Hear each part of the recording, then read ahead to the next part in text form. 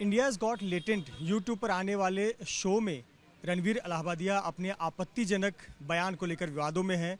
Cyber cell ने FIR दर्ज किया है। मुंबई पुलिस इस केस से जुड़े हुए लोगों का बयान दर्ज कर रही है और आगे मामला दर्ज कर सकती है। लेकिन वो लोग क्या सोचते हैं जो रणवीर इलाहाबादिया को रोज़ देखते थे, खास करके ऐसी जगह पर जहां वो माथा टेकने आते थे। मुंबई के वर्सोवा इलाके में बे व्यू नाम की बिल्डिंग है जहां पर रणवीर इलाहाबादिया रहते हैं और इसी बिल्डिंग के ठीक बाहर मंदिर है और हनुमान जी का मंदिर है जहां पर रणवीर इलाहाबादिया पैर पड़ने आते थे, पुजारी जी से आशीर्वाद लेते थे और जो अन्य श्रद्धालु हैं उनसे आमना सामना भी होता था। मैम जानती हैं आप रणवीर इलाहाबादिया को? हाँ, काफ़ी समय उनका और मेरा आने का समय एक ही होता था और उनको देख के लगता है कि वो काफ़ी भगवान के भक्त है और स्पिरिचुअलिटी के लिए भी वो काफ़ी अच्छे अच्छे महान लोगों को उनके यूट्यूब पे लेके आते थे।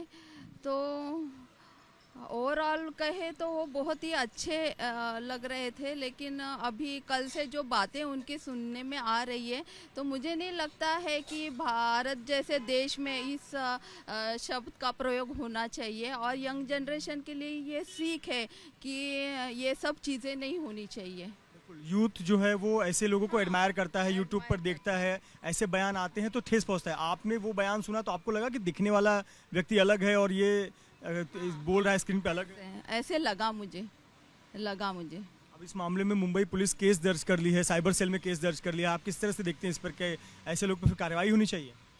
कार्रवाई का तो अभी हम कुछ बोल नहीं सकते हैं, लेकिन मेरी सिर्फ यही प्रार्थना है सबसे कि अपना भारत देश महान है और हमारी संस्कृति हर एक देश में गिनी जाती है और हमारा गुण गौरव होता है। तो किसी ने भी ऐसी अश्लीलता का प्रयोग नहीं करना चाहिए, ऐसे शब्दों से बचना चाहिए। और देखिए जैसे श्रद्धालु हैं हनुमान जी के पैर पड़ रहे हैं, उसी प्रकार से रणवीर इलाहाबादिया भी आते हैं, हनुमान जी का पैर पड़ते हैं, आशीर्वाद लेते हैं। पुजारी जी हमारे साथ है। पुजारी जी, रणवीर इलाहाबादिया को आप पहचानते हैं? हाँ जी, पहचानता हूँ। रोज आना होता है यहाँ पर?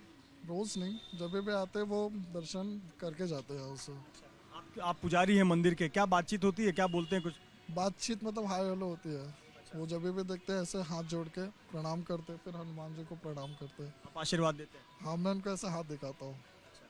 अभी आपने सुना ही होगा, एक विवाद हुआ है, उन्होंने एक आपत्तिजनक बयान दिया, सुना आपने वो? हाँ सुना, मैंने देखा, वीडियो में देखा मैंने। क्या महसूस करते हैं आप जो सामने आपका आशीर्वाद लेते हैं, हनुमान जी का पैर पड़ते हैं और यूट्यूब पर ऐसे वीडियोस बना रहे हैं? ऐसे लोगों से डर लगता है मुझे भी, मतलब घबराहट होती है कि मतलब दो दोगले मानसिकता के इंसान रहते हैं जो मन में सामने अच्छा रहता है और फिर पीठ पीछे ऐसा। तो फिर ऐसे व्यक्ति से दूर रहो तो अच्छा रहता है। पर अब क्या बोलूँ, उन्होंने जो भी बोला है उनको ऐसा नहीं बोलना चाहिए था, गलत बात है। वो अपने माता पिता का रिस्पेक्ट करना चाहिए, उनके सभी के माता पिता, ना मेरे, सभी के। तो उन्होंने गलत बोला, इस चीज़ को उनको नहीं बोलना चाहिए था। लोगों को खुश करने के चक्कर में ये सब चीज़ें बोलकर अपना बेमतलब का इमेज खराब कर रहे भारत का। अच्छे खासे यूट्यूबर हैं, अच्छे लोगों को इंटरव्यू करते हैं, बहुत प्रसिद्ध हैं और अपने फिर ये तो दुरुपयोग करना हो गया अपने प्लेटफॉर्म। दुरुपयोग हो गया क्योंकि वो देखो, इतने बड़े यूट्यूबर होने का मतलब वो भारत को रिप्रेजेंट करते हैं। उनको हम भारत ही नहीं देख रहे, बाहर के विदेशी लोग भी देखते कि इंडिया का बड़ा यूट्यूबर क्या बता रहा है, क्या समझा रहा है हम लोगों को। जब वो ये सब चीज़ें देखता है तो कैसे मोदी जी हमारे भारत को कैसे प्रमोट करते हो, ये कैसे प्रमोट कर रहे हैं। हम लोग मोदी जी सबके सामने हाथ जोड़ते हैं और ये सबके सामने ऐसे कर रहे हैं। तो ये सब चीज़ें उनको नहीं करना चाहिए। हो गई, अगर उनसे गलती हो गई तो उस चीज़ का क्षमा याचना कैसे उनको करना, उस तरीका का मतलब लोगों को यकीन है कि हाँ भाई इनसे गलती हुई है।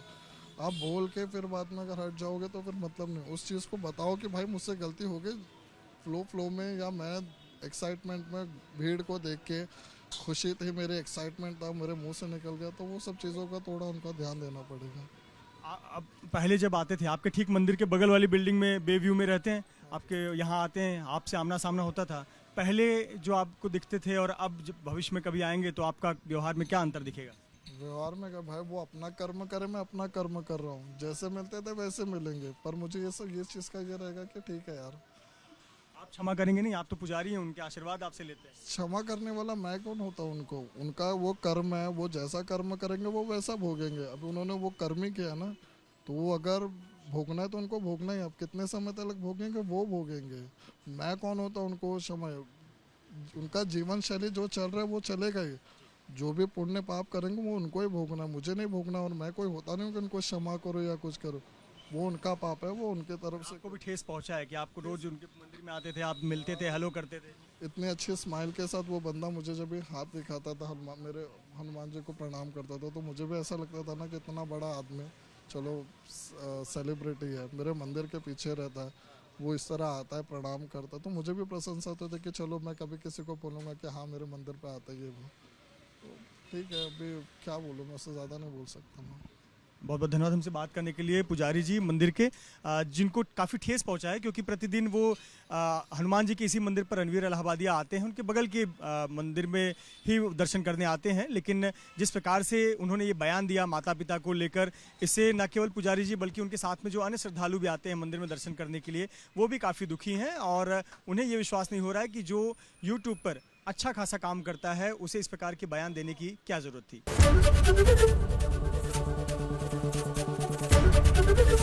एबीपी गंगा, खबर आपकी, जुबान आपकी।